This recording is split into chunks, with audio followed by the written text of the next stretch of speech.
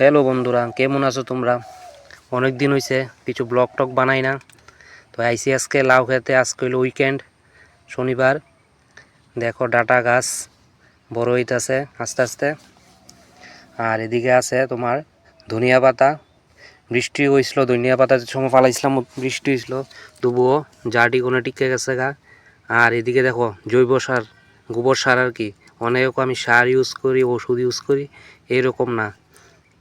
আর এদিকে পালং ফালাইছিলাম, পালংটার মাটিটা শুকাই গেছে, এটাতে জল দেবো। আর লাউ দেখো, লাউয়ের এরকম দুইটা মাছা আছে। প্রতিদিনই লাউ বিক্রি করতেছি। আর ফলনটা খুব ভালো হয়েছে লাউয়ের, মোটামুটি ভালো হয়েছে, খারাপ হয়েছে না কিচ্ছু।